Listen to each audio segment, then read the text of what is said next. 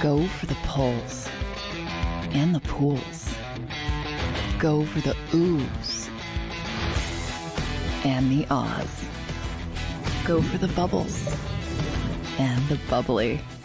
Go for the story and the stories. Go for the win. Go to Ocean Casino Resort. Book your trip at theoceanac.com.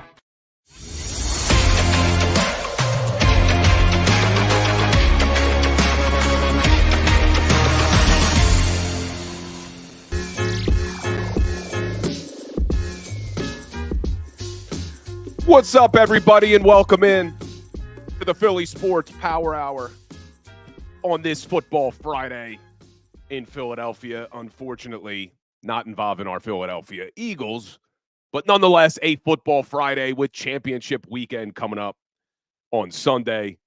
But a lot to talk about on the show today. Obviously, the NFL. Got to talk a little Sixers, a little Flyers, the NFL awards. Finalists were announced. We'll talk about that.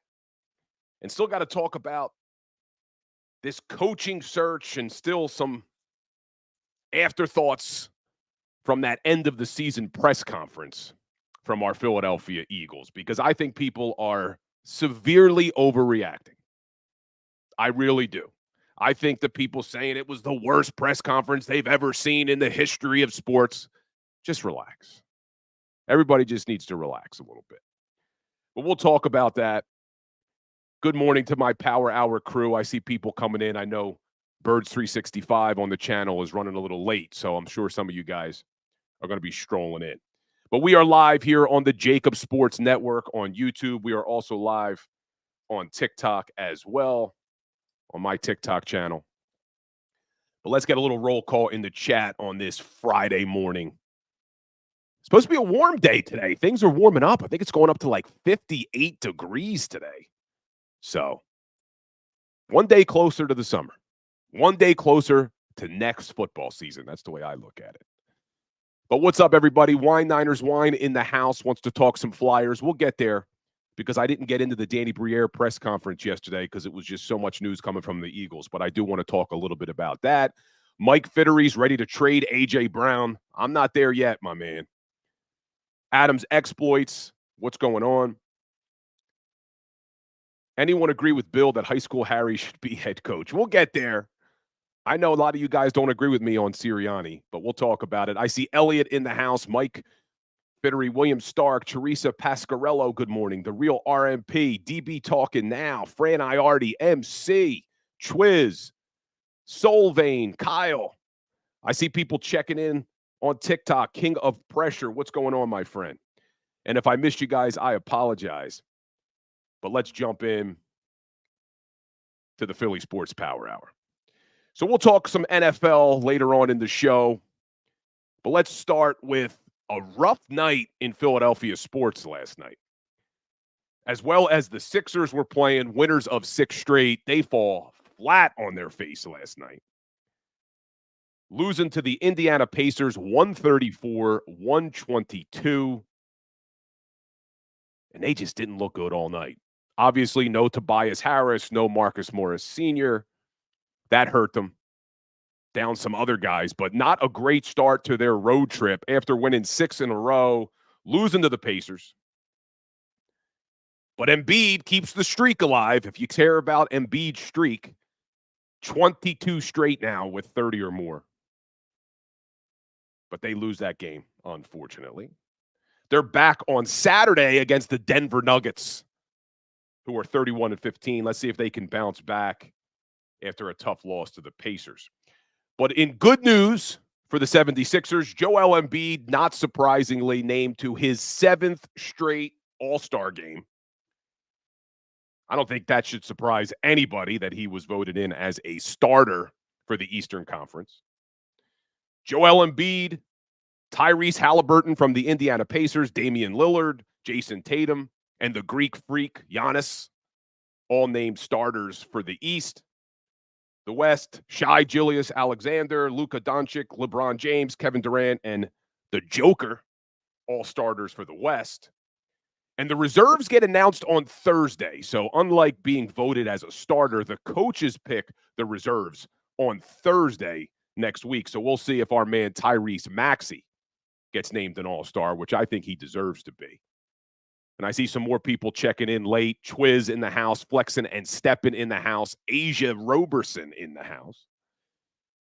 Takeem Hilton, good to see you guys here. But that'll do it for the Sixers talk today. I want to flush that loss from last night. But Embiid, 7th straight all-star game. And let's hope next Thursday we'll be talking about Tyrese Maxey being named an all-star for the first time. I think he deserves it. If you're here in the chat, let me know. Do you think Tyrese Maxey will be named an all-star for the first time this season? We'll find out next Thursday. But let's talk a little Fly Guys before we get in the NFL. Wish there was more good news, but there wasn't. Another loss for the Philadelphia Flyers. So like I said, a rough night in Philadelphia sports last night. The Sixers looked horrible against the Pacers, and the Flyers looked really bad against the Detroit Red Wings. And Alex Lyon, the goalie for Detroit, who used to be in Philadelphia, shuts them out 3-0. And now that is the 4th straight loss for the Philadelphia Flyers. 4th straight loss in regulation for the first time all season. So let's hope that these Fly Guys can bounce back. They have one more game before the 9-day break for the All-Stars. They got Boston this weekend, so we'll see what happens. But I didn't get a chance to talk about it yesterday. I know Wine Niners Wine here in the chat wants to talk about it. In addition to the end of the season press conference for the Philadelphia Eagles, there was also a press conference done by general manager for the Flyers, Danny Briere.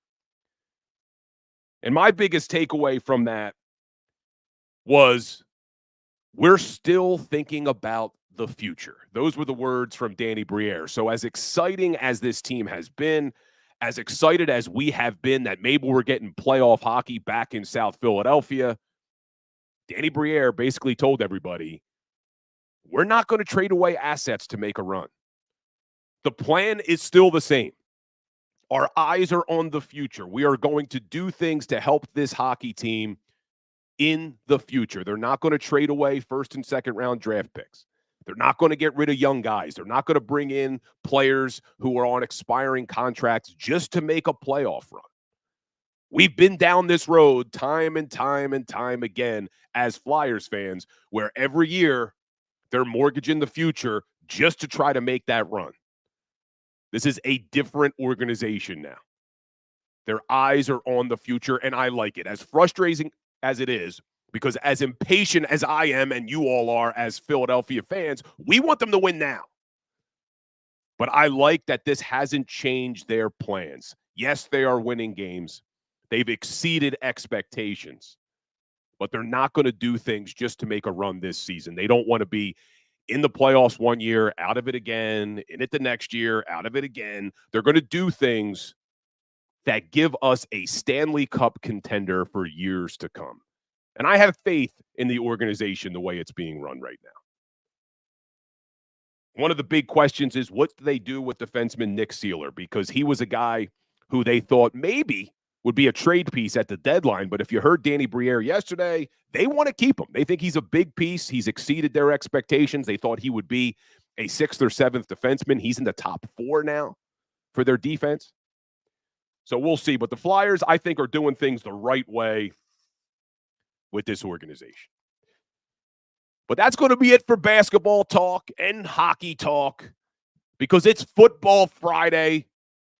We only have 2 more Football Fridays until next season.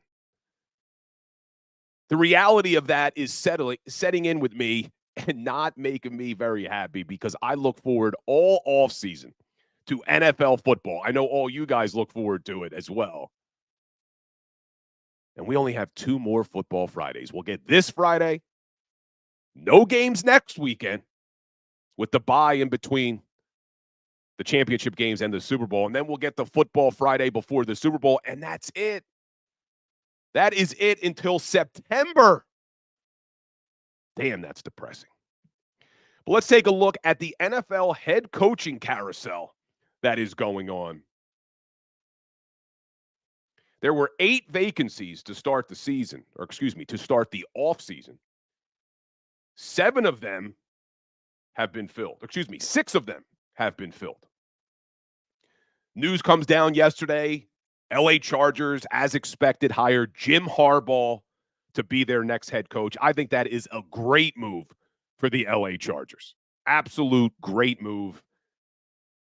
They have a young quarterback in Justin Herbert, who I think was winning at times in spite of his head coach. Brandon Staley was a great defensive coordinator when he was a defensive coordinator, could not be a head coach, a terrible head coach. And that's why, now I'm going to get on my soapbox about Nick Sirianni for a second.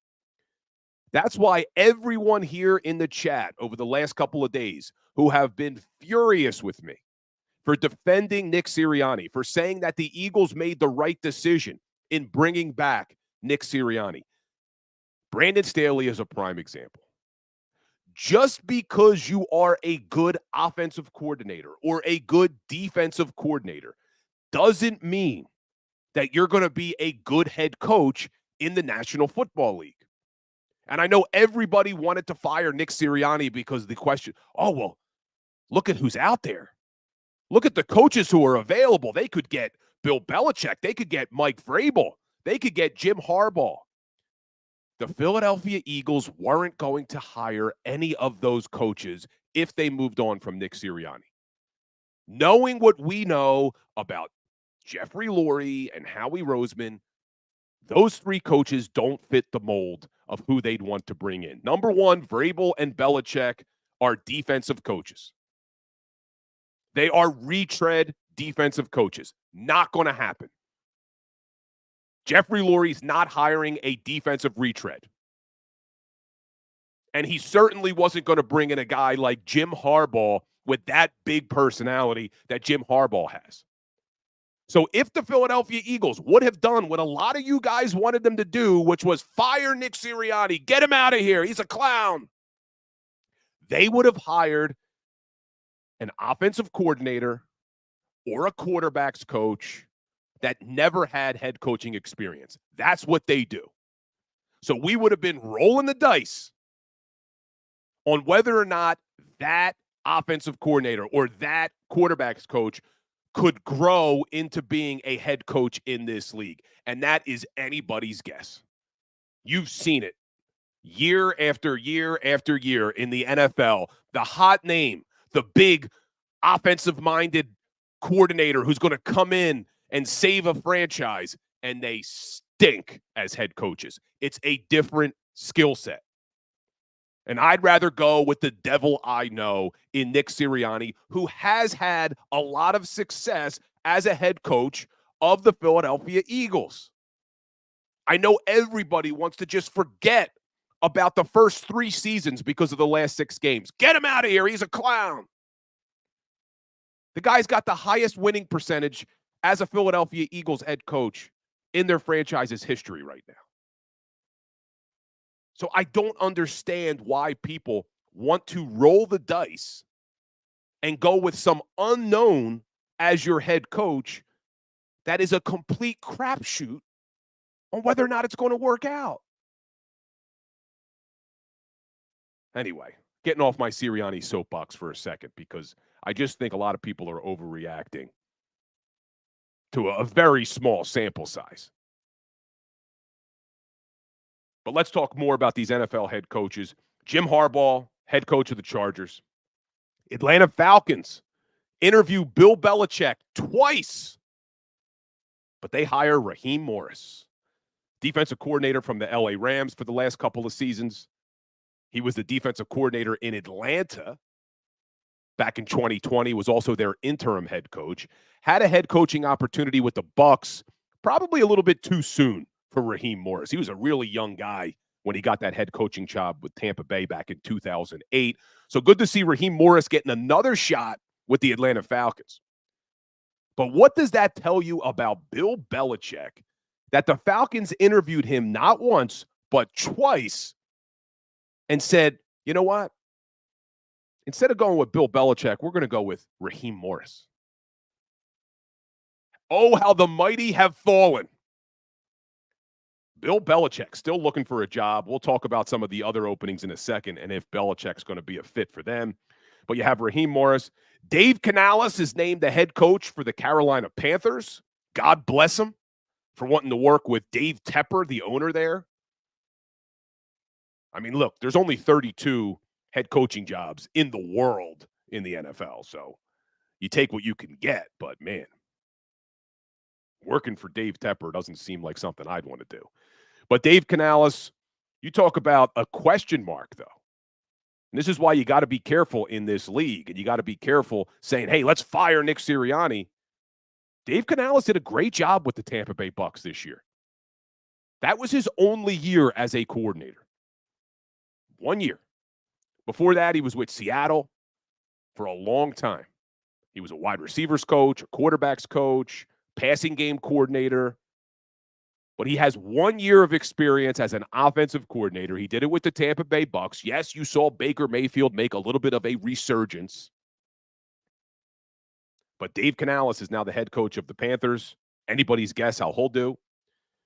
Brian Callahan, named head coach for the Tennessee Titans.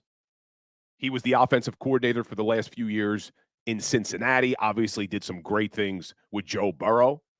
But I think his most impressive accomplishment was what he did with Jake Browning. When Joe Burrow went down, he had Jake Browning have some pretty good games in there. So we'll see how Brian Callahan does. But again, no head coaching experience. It's a crapshoot how this guy does. And then some of the ones we already knew, Gerard Mayo, head coach in New England, and good for Antonio Pierce getting the head coaching gig with the LA Raiders. Excuse me, Las Vegas Raiders. Always call them the LA Raiders. Las Vegas Raiders. But that leaves 2 job openings in the NFL. The Seattle Seahawks and the Washington Commanders. And there's 2 candidates still out there that a lot of Eagles fans wanted. Mike Vrabel and Bill Belichick. Does Bill Belichick have a job next season? How crazy is that? The greatest coach of all time may not have any suitors for 2024. Doesn't look like the Commanders are interested. I think the Commanders are going to hire Ben Johnson. As soon as the Lions are finished with the playoffs, whether it's this weekend or after the Super Bowl, you're going to hear the announcement they've hired Ben Johnson. Seattle, not sure who they're going with. Do they hire Mike Vrabel? But I don't see them bringing in Belichick. So I think Belichick will not be a head coach this season, which is a crazy development. But I said on this show weeks ago, before the Patriots fired Belichick, or excuse me, they decided to go in different directions. I said I wouldn't want Belichick. I wouldn't want him. Not that he's not one of the greatest coaches of all time. I'm not taking away his accomplishments. I just don't think the Patriot way works in today's NFL. I don't think the Patriot way works without Tom Brady. And I'm not even talking about Tom Brady on the field as a quarterback. I'm talking about Tom Brady as one of the most tremendous leaders we have ever seen. And the reason why Belichick's Patriot way worked was because he had a leader and a captain like Tom Brady. It was the perfect relationship. But now you see the Patriot way with Cam Newton, Mac Jones, just doesn't work. So if I'm Bill Belichick, I know he needs, 13 wins to set the all-time record. But if I'm him, man, I'm hanging him up. Because we already get the argument that Belichick can't do anything without Brady. You want to go to another organization that has question marks at quarterback? Because now there's only 2 openings. Does he have faith that Sam Howell is the guy? Does he want to draft a quarterback where it's a complete crapshoot on whether or not that quarterback's going to grow into a good quarterback in the NFL? Because I don't care how good of a coach you are, you can't survive bad quarterback play. You saw it in New England. Does he want to go to Seattle with Geno Smith? Does he have faith in Geno Smith? So, look, I don't think those teams want him anyway. But if I'm Belichick, why do I even want those jobs? And I know he interviewed twice for the Atlanta Falcons job. What was his plan in Atlanta? Desmond Ridder? I saw some reports that maybe Kirk Cousins. But if I'm Belichick, man, hang him up. Go off into the sunset. You're one of the greatest of all time. No need to tarnish that reputation at all by going to a team that has a bad quarterback. And I see Reyes on TikTok talking about thoughts on Antonio Pierce. I've said it before on this show. Love that the Raiders did the right thing in hiring Antonio Pierce, because they made the mistake a couple years ago when, what's his name? I always forget his name. Special teams coach, Rich Biashia. I know I'm butchering his last name. What the heck's his name? If you guys are in the chat, you tell me. But he did a great job as the interim head coach. They should have hired him. They didn't. They hired Josh McDaniels, and they made the mistake. So I'm glad they did the right thing this time, going with the guy that the players wanted. You had Max Crosby telling them he'd have to consider maybe getting traded if they didn't hire Antonio Pierce. And there it is, Chuck Hutton, Rich Bisaccia. That's who it was. Appreciate it. So that's the head coaching search going on around the NFL. But the Philadelphia Eagles are still conducting their search for an offensive coordinator. Reports are they've already hired their defensive coordinator, and we spoke a little bit about it yesterday. And I want to talk more about that after the break. But let's stick with the NFL for a second. So the NFL announces the finalists for all their end of the season awards. So we got the most valuable player. After 12 weeks of the NFL season, Jalen Hurts was a favorite to win this MVP award. Unfortunately, not even a finalist. Not surprising. So the 5 finalists for most valuable player: Josh Allen, Lamar Jackson, Dak Prescott, Christian McCaffrey, and Brock Purdy. If you're here in the chat, who is going to win the MVP this season? Lamar Jackson is the clear favorite. But I got to be honest with you. Watching these games and watching these teams, they'll never give it to him. But I think it's Christian McCaffrey. I really think you look at that San Francisco 49ers team, they are not the same team without Christian McCaffrey. What that guy does is remarkable. And I don't want to take anything away from Lamar. He had an unbelievable season, and I'll be okay with Lamar Jackson winning it. But I really think, if we're being honest here, it's Christian McCaffrey. What that guy does is remarkable. I hate it because I hate the 49ers. But you got to give respect where respect is due, and Christian McCaffrey is unfreaking believable. But I think it'll be Lamar Jackson. It's crazy the 49ers have 2 finalists, Brock Purdy and Christian McCaffrey. Pretty incredible stuff. And I see people in the chat agreeing with me about Christian McCaffrey. Let's look at the defensive player of the year. You have Max Crosby, who we just talked about with the Las Vegas Raiders, Myles Garrett with the Cleveland Browns, Micah Parsons with the Dallas Cowboys, Deron Bland with the Dallas Cowboys, and TJ Watt for the Pittsburgh Steelers. Pretty crazy. The Cowboys had 2 players as finalists for Defensive Player of the Year. And if you guys didn't know it, it didn't matter when they played the Green Bay Packers in the first round of the playoffs. Didn't matter at all.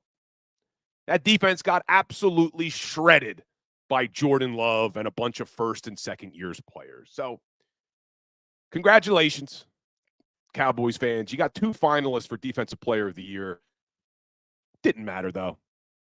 Still been how many years since you've been to a championship game? So I'll always take some solace in that, even though the Eagles season ended a little bit sooner than we wanted. we still played for one more day than the Dallas Cowboys did. So I'll take it.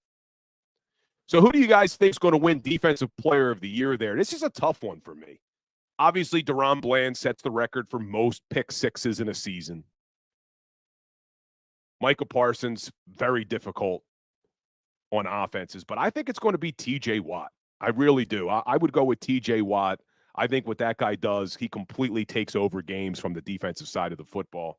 And I see some of you saying Myles Garrett. I'd be okay with Garrett as well. Myles Garrett is on a different level. Those are the two guys. Man, if I could see the Philadelphia Eagles go out there and get any defensive player, anyone, salary cap wasn't an issue, you didn't have to give up anything, and they could just get one defensive player, I would love to have Myles Garrett or TJ Watt on this Philadelphia Eagles defense. Pretty crazy. So that's most valuable player and defensive player. Offensive player of the year, Tyreek Hill, Lamar Jackson, CeeDee Lamb, Christian McCaffrey, or Dak Prescott. Now, interestingly, I don't think Christian McCaffrey will win the MVP. I told you my thoughts are I think he should. I don't think he will, but I do think Christian McCaffrey will win Offensive Player of the Year. Offensive Rookie of the Year, Jahmyr Gibbs, Sam Laporta, Puka Nacua, Bijan Robinson, or C.J. Stroud. And it's crazy because any other season, what Puka Nacua did would be a surefire Offensive Rookie of the Year winner. But unfortunately for him, C.J. Stroud is also a rookie. C.J. Stroud will steal that award, run away with it. Unbelievable season. The likes we've never seen from a rookie quarterback. Big fan of C.J. Stroud. Then you got Defensive Rookie of the Year, and finally we get an Eagles player in the mix. Jalen Carter, Will Anderson from Houston, Joey Porter Jr. from Pittsburgh, who the Eagles could have had, by the way. They took Nolan Smith instead. Not down on Nolan Smith just yet. He was a rookie. He can still grow, but man, they could have had Joey Porter, would have looked good in an Eagles uniform. Kobe Turner, defensive tackle, and Devin Witherspoon, cornerback for Seattle. I'm going with Jalen. I know Jalen Carter hit a wall towards the end of the season, but Jalen Carter was dominating people early in the year. Let's go with him. Comeback Player of the Year, Joe Flacco, DeMar Hamlin, Baker Mayfield, Matthew Stafford, or Tua Tagovailoa. And I think all season we knew this was going to be DeMar Hamlin. Too good of a story for the NFL not to go with DeMar Hamlin. The guy basically died on the field and came back. Unfortunately, they tried to fake punt in that divisional matchup against the Chiefs to DeMar Hamlin. That didn't work. AP Coach of the Year, Dan Campbell, John Harbaugh, DeMeco Ryans, Kyle Shanahan, and Kevin Stefanski. I know things didn't go the way the Cleveland Browns wanted in the playoffs, but I'm going with Kevin Stefanski. What he did with 5 different starting quarterbacks was remarkable. I think you got to give it to Kevin Stefanski. And then Assistant Coach of the Year, you got Ben Johnson, the Lions OC, Mike McDonald, the Ravens DC, Todd Munkins, the Ravens OC, Jim Schwartz, Cleveland's DC, and Bobby Slowick, the Houston Texans OC. This is a tough one for me. I would either go with Mike McDonald, what he did with the Ravens, or Bobby Slowick, the offensive coordinator for C.J. Stroud and the Houston Texans. But let me know what your guys' opinions are in the chat on all those awards. When we come back, I want to turn the focus back to the Philadelphia Eagles. Vic Fangio reportedly hired, an agent in the NFL that we know all too well in Philadelphia, had some interesting things to say about Vic Fangio's time in Miami. So stay tuned. I want to talk about that, guys. Hit that like button, hit that share button. We'll be right back. Go to get your game on. Go for the beers. Go for the cheers. Go for the hit and the hits. Go for the stakes and the stakes. Go to get your parlay on. Go to get your party on. Go for the scene. Go for the screens. Go for the gallery.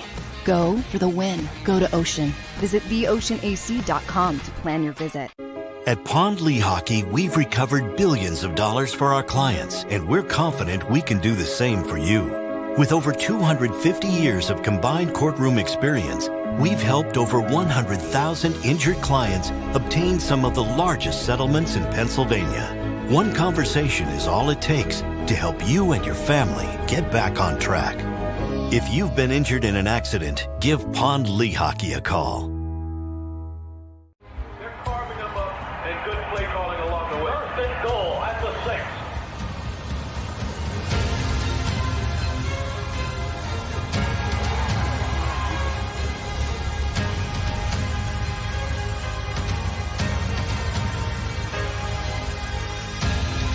On the field of life, First Trust Bank is there for you. Champions on 3. 1, 2, 3. Because Philadelphia dreams deserve a Philadelphia bank.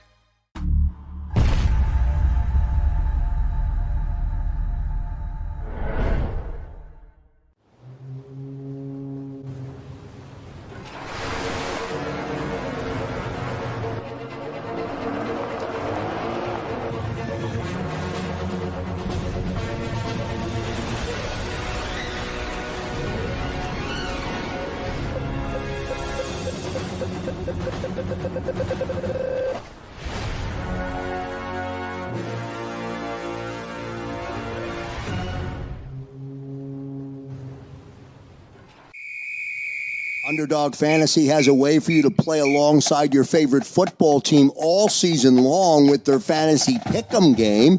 You pick between 2 to 5 players, select whether they'll go higher or lower on one of their stats, then do what you usually do on a Sunday, watch the games. You can win up to 20 times your money in a single game by going 5 for 5. It's a fantasy game, and the Sports Betting Show wants you to get involved. Go to UnderdogFantasy.com. When you sign up, use the promo code WIN, and Underdog will double your first deposit up to $100. That's UnderdogFantasy.com. Use the promo code WIN. Do you stream on a Roku, Fire Stick, Google TV, or Apple TV? Now you can watch 6ABC 24/7 with the 6ABC Philadelphia streaming app. And the big story on Action News? Search 6ABC Philadelphia and start streaming today. EAGLES, Eagles.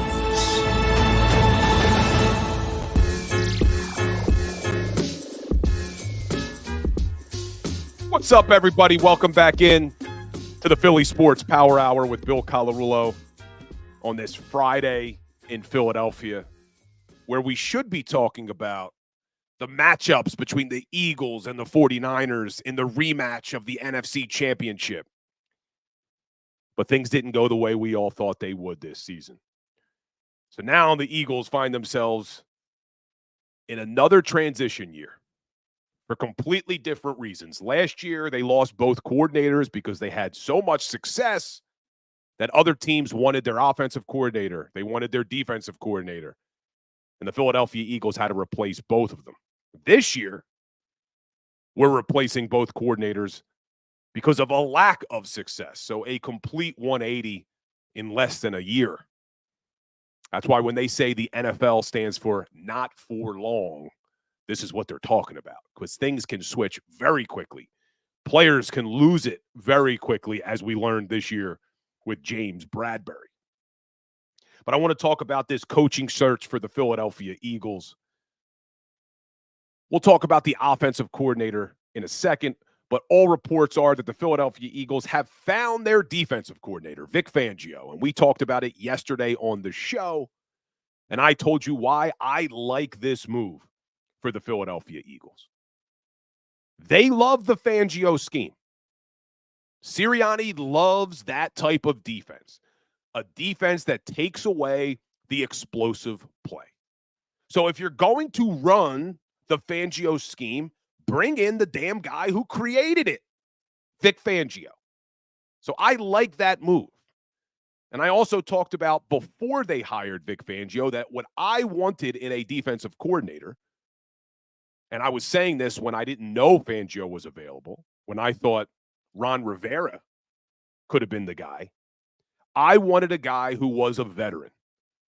I wanted a defensive coordinator who was going to be able to come in here and assert that veteran presence where he would immediately have the respect from not only the players, but from Howie Roseman, where Howie Roseman's not going to push Vic Fangio around. Howie Roseman's not going to say to Vic Fangio, yeah, you know what? We're going to ignore the linebacker position again this season. Yeah, you know what? I'm going to go out there and sign a couple safeties on one-year deals who have always been injured and see how that makes the defense look this year. So I think you're going to have a guy in Vic Fangio who's going to come in here and they're going to say, look, you want me to run your defense? This is what I need. And they're going to listen to him because Fangio has been in the NFL for 33 seasons. The guy's been a defensive coordinator 20 out of 33 seasons. And I said this yesterday, what I love the most is he coached linebackers for a decade.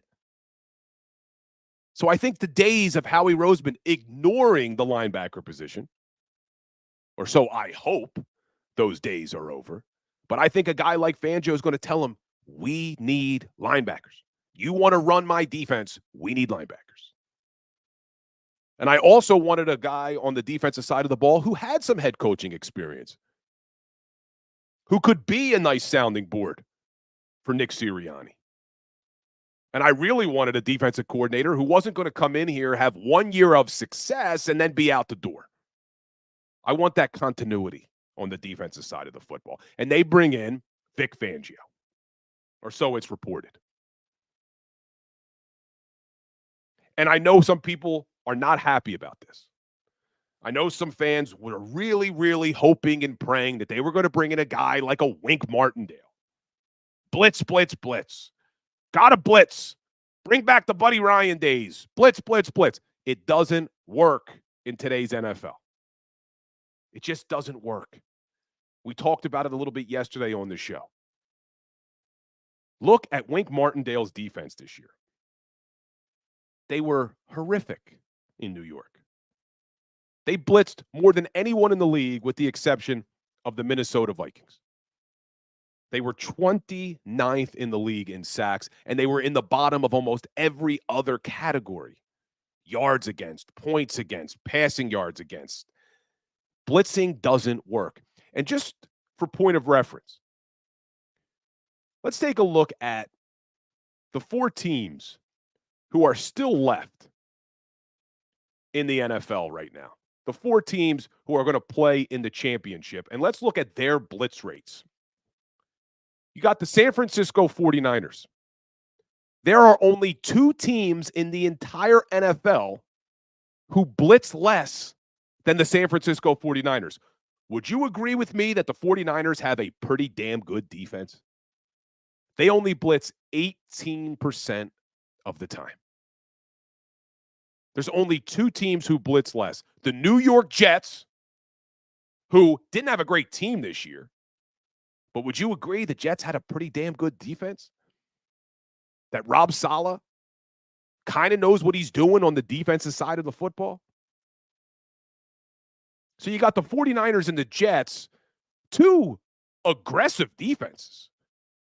What I keep hearing from fans in Philly is we want a more aggressive defense. Well, aggression doesn't necessarily mean blitzing. You don't need a guy who's going to blitz every damn play.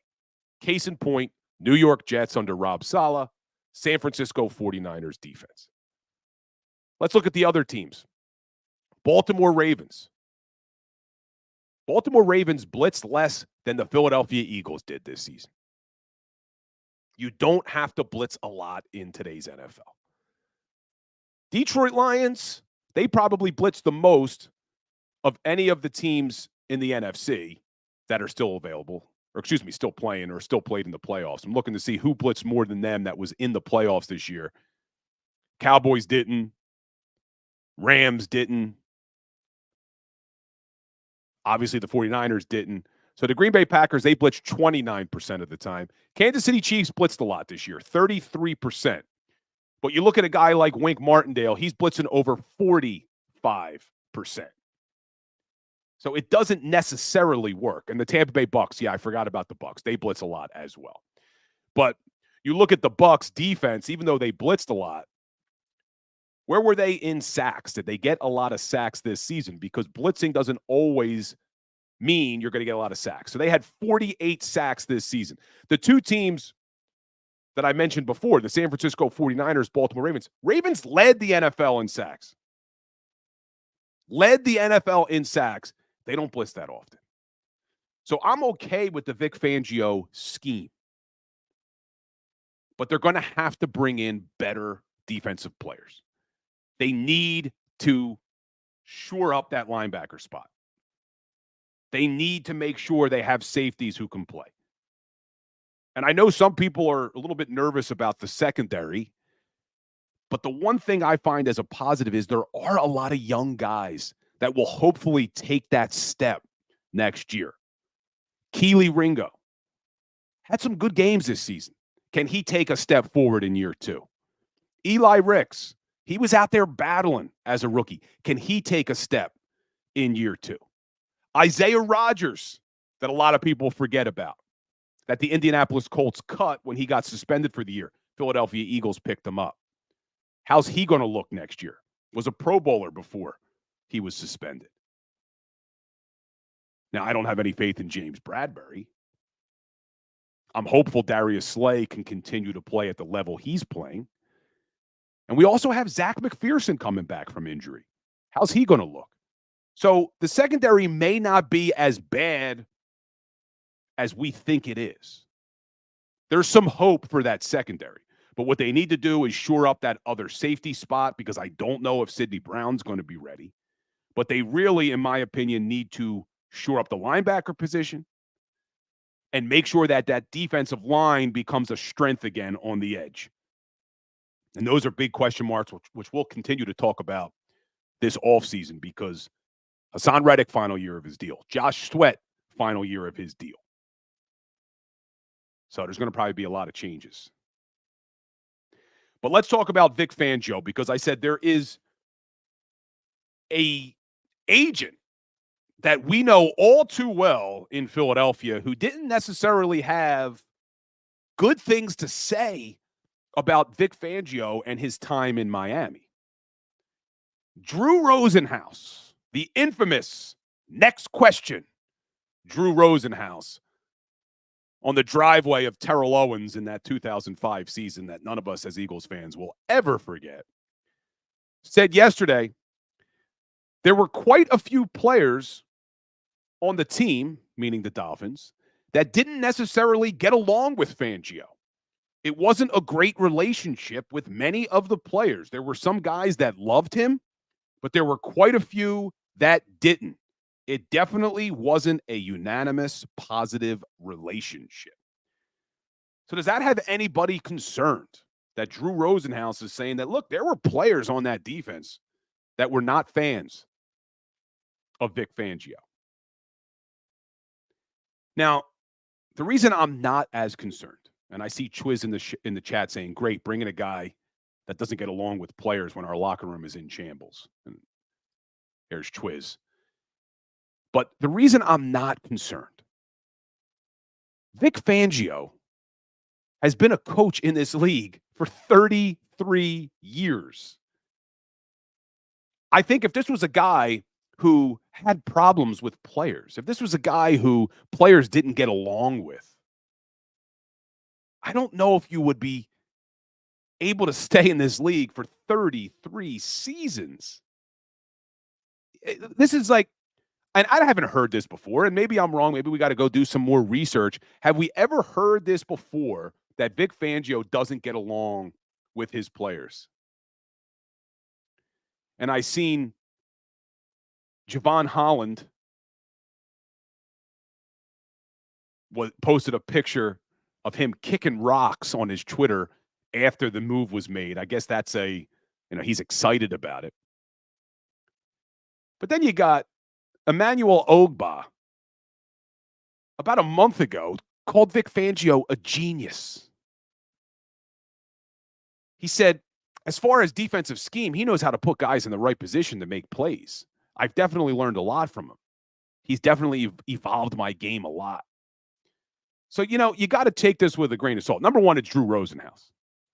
So Drew Rosenhaus, everything that guy says is in some way to benefit him and one of the players that he has as an agent.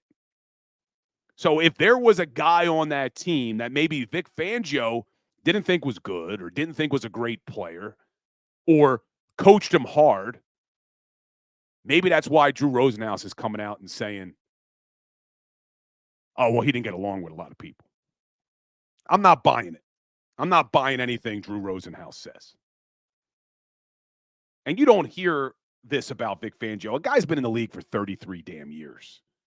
And now all of a sudden, oh, well, there were some players on the Dolphins who didn't really like him. Yeah.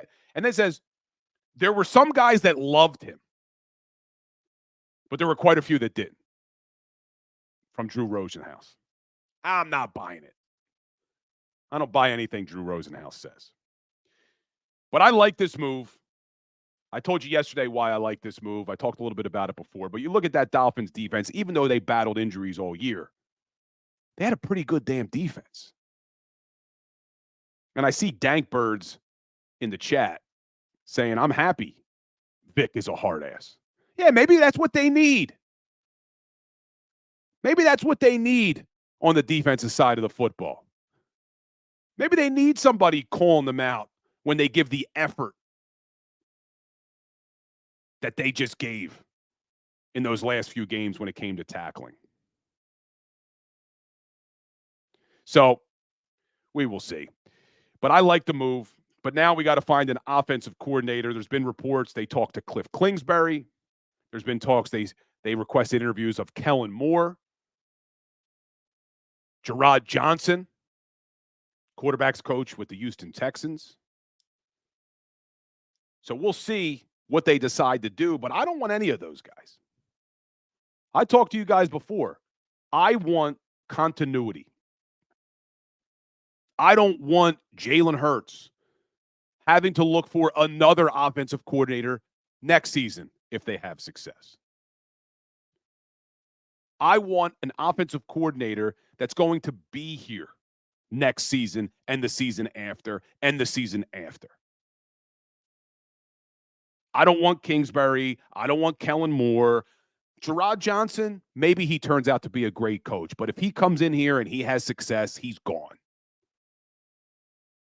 So I love the move for Vic Fangio because I love bringing in the veteran, the guy who's done this for a long time, a guy who's going to be here for a few years because he's not looking to get a head coaching job. And there's another name on the offensive side of the football that keeps jumping to mind for me, and that's Frank Reich. And I know Frank Reich hasn't had a lot of success as a head coach. But we've talked about it before. These are different skill sets. Just because you're a good offensive coordinator doesn't mean you're going to be a good head coach. And we saw what Frank Reich and Doug Peterson and John DeFilippo were able to do in 2017 when Carson Wentz had his best season of his career. But even more importantly, what they were able to do on the fly when Carson Wentz went down for the season. The offense they were able to build around Nick Foles. And Frank Reich was a big part of building that offense. Not taking anything away from Dougie P. or John DeFilippo, but Frank Reich was a part of that. And what we need is a coach that can come in here and help build an offense that takes advantage of Jalen Hurts' skills. I don't want who was the offensive coordinator for the Minnesota Vikings? I'm drawing a blank on his name now. Kevin McConnell. When they went and got Josh Dobbs, they tried to make Josh Dobbs fit their offense the way that they called plays with Kirk Cousins, as opposed to taking advantage of what Josh Dobbs was so good at. They tried to mold him to fit their offensive scheme. I want an offensive coordinator that's going to be able to come in here and create an offense that takes advantage of what Jalen Hurts does well. And that's why I think Frank Reich is the guy. That's the guy I want. We know about his relationship with Nick Sirianni. We know about his relationship with the Philadelphia Eagles organization. The only question is, does Frank Reich want to do it? Because he's making a lot of money to do nothing right now. But I would love Frank Reich to come in, and I see people on TikTok saying Frank was our OC Super Bowl winning year, masters the RPO, and knows Nick, no-brainer. Exactly, Golf Guy 441. That's what I think. Great relationship with Nick Sirianni. knows the organization, fits the culture. We saw him build an offense around Nick Foles where there was a ton of RPOs, which Nick Foles did well. We know Jalen Hurts can run the RPO. And the best part for me, Frank Reich is not getting another head coaching opportunity. He's done. Went to Indianapolis, didn't work out. Went to Carolina, didn't work out. He comes in here with Nick Sirianni as your CEO head coach, which you guys know I'm completely okay with. And you have Frank Reich as your offensive coordinator, Vic Fangio as your defensive coordinator. I like that coaching staff. I like that coaching staff a lot. And you know my position on Sirianni. I'm fine with him being a CEO coach. He was basically a CEO coach for the last 2.5 seasons. And look at last year. I know we all want to focus on this past season and what happened the last 6 games. Let's go back to 2022. When the Philadelphia Eagles had one of the most dominant seasons in franchise history.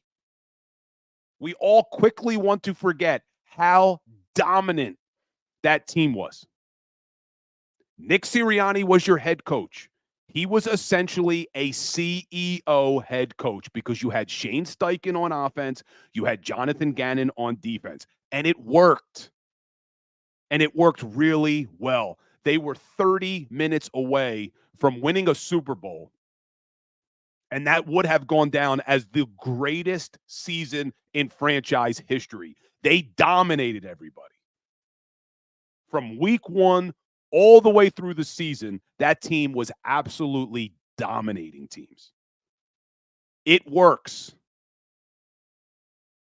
So I'm fine with Frank Reich as my OC, Vic Fangio as my DC. Now, we haven't heard any word that they've talked to Frank Reich. I'm not sure what their plan is there. We only know Kingsbury, Moore, and Johnson. And I really don't want any of those guys. But we'll see what you guys think. But then we got to talk real quickly, guys, because it is a football Friday. We spent all our time talking about coaches and the Philadelphia Eagles that we didn't get into the 2 games this weekend. Some good ones on Sunday. We start off Sunday afternoon at 3 o'clock with the Kansas City Chiefs at the Baltimore Ravens. Ravens are 4-point favorites in that game. I love the Ravens this season. I think they have the best team in the NFL. But can you truly count out Patrick Mahomes? Insane that guy, 6th straight AFC championship game. Take away his wide receivers, doesn't matter. Trade away Tyreek Hill, doesn't matter. Mahomes just keeps on delivering. It helps that he's got Travis Kelce on his team, but that guy just keeps on delivering. But I'm going with the Ravens. I just think that defense is too damn good. I think Lamar Jackson is having an unbelievable season. But, man, I say the Ravens and I say how good their defense is. The Chiefs have a pretty damn good defense. Steve Spagnuolo, a pretty good defensive coordinator. But I'm still going with the Ravens. But, man, I think that's anybody's game. Don't count out the Chiefs. Don't count out Patrick Mahomes. But I think the Ravens are better across the board. I think they just have a little bit better roster. So I'm going with the Ravens in that game. If you guys are here in the chat, let me know who you're picking. Ravens, Chiefs. But I'm going with the Ravens in that game. And then Sunday night, 6:30, the Detroit Lions on their miraculous run back to the NFC Championship for the first time in a really long time, are in Santa Clara to take on the San Francisco 49ers. 7.5-point dogs, the Detroit Lions, in the NFC Championship game. A slap in the face to the Lions. I'm sure Dan Campbell using that to motivate his team. And interestingly, as we talk about Nick Sirianni being a CEO coach and getting questioned, what exactly do you do here? Why does no one ask that to Dan Campbell? Why does nobody ask that to John Harbaugh? What do you do here? And I saw Big Sills yesterday say, you have a winning percentage of .667, and you're being asked, what is it you do here?